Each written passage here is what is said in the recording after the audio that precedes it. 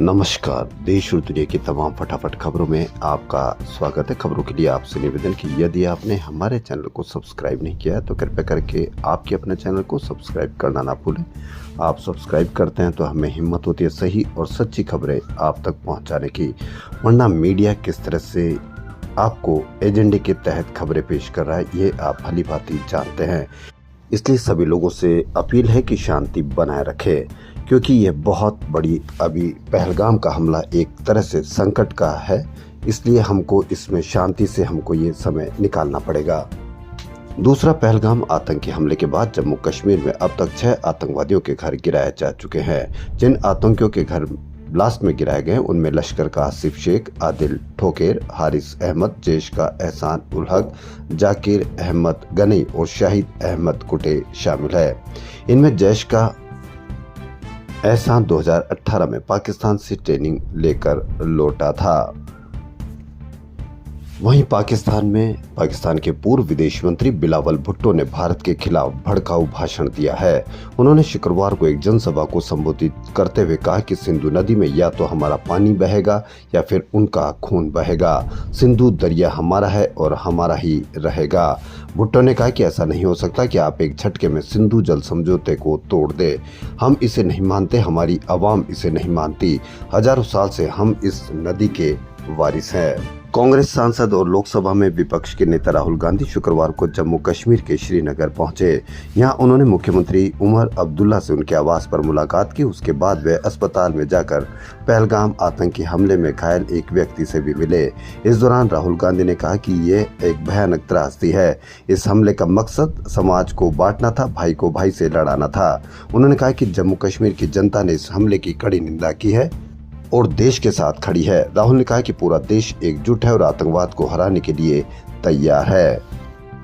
वहीं पहलगाम आतंकी हमले के बाद भारत सरकार ने बड़ा कदम उठाया। इस हमले में 26 लोगों की जान गई थी। इनमें से ज्यादातर पर्यटक थे। इसके बाद भारत ने 27 अप्रैल से सभी पाकिस्तानी नागरिकों के वीजा रद्द करने का फैसला लिया है। गृह मंत्री अमित शाह ने शुक्रवार को सभी राज्यों के मुख्यमंत्रियों से फोन पर बातचीत की। उन्होंने निर्देश दिया कि 27 अप्रैल की समय सीमा के बाद कोई भी पाकिस्तानी नागरिक भारत में न रहे।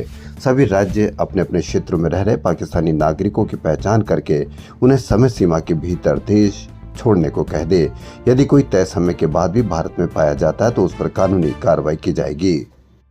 वहीं गुरुवार रात भारत पाक की सीमा पर रात भर गोलीबारी हुई। भारतीय सेना ने भी इसका मुंह तोड़ जवाब दिया। इसमें किसी के घायल होने की खबर नहीं। वहीं सेना प्रमुख जनरल उपेंद्र द्विवेदी ने श्रीनगर पहुंचकर 15 कोर कमांडर के साथ मीटिंग की।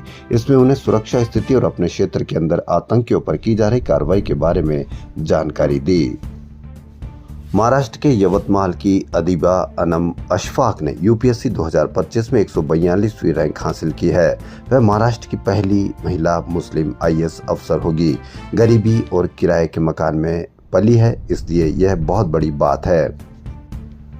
वहीं कर्नाटक की प्रतीक्षा कुलाई ने एनजीओ के जरिए 500 महिलाओं और बच्चों के जीवन में बदलाव किया है। वह स्वरोजगार के मौके, कानूनी सहायता और बच्चों की पढ़ाई में मदद करती है।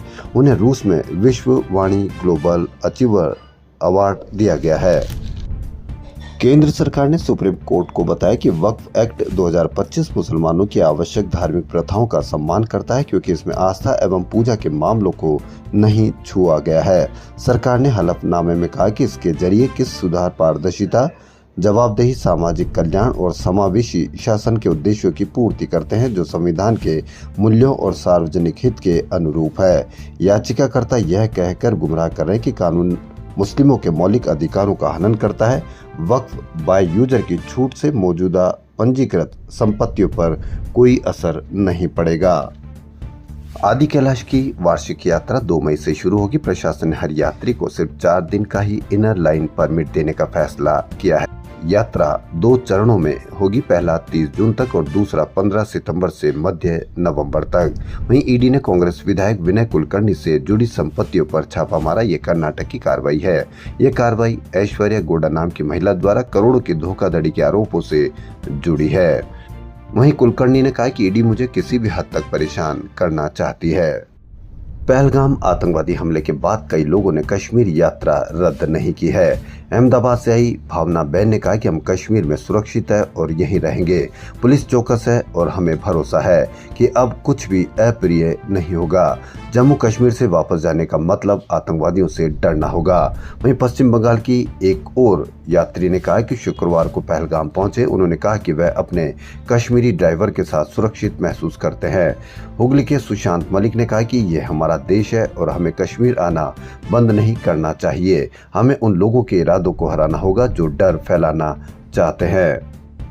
वहीं भारत पाक सीमा पर 2 दिन पहले गलती से जीरो लाइन क्रॉस कर पाक में दाखिल हुए बीएसएफ के जवान पूनम कुमार साहू को पाक रेंजर्स ने 48 घंटे बाद भी वापस नहीं किया है।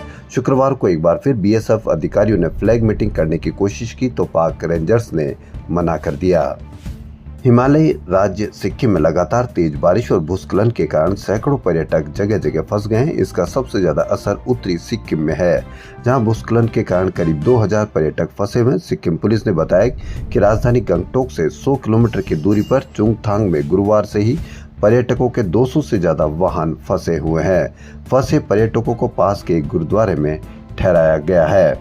रूसी पुतिन के बेहद करीबी माने जाने वाले जनरल यारोस्लाव मॉस्क्लिक की शुक्रवार को कार बम ब्लास्ट में मौत हो गई।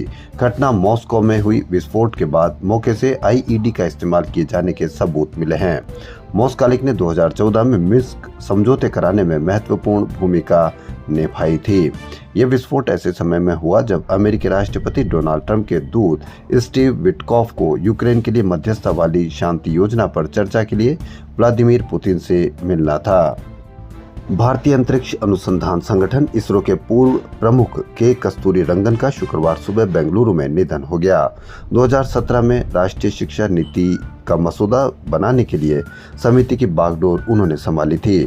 शिक्षा मंत्रालय के अधिकारी उन्हें विश्व कोश कहते हैं। वह साल 1994 से 2003 तक इसरो के प्रमुख रहे। देश और दुनिया की तमाम फटाफट खबरों में फिलहाल इतना ही। यदि आपको हमारा चैनल पसंद आए तो लाइक, सब्सक्राइब और शेयर अवश्य करें। धन्यवाद।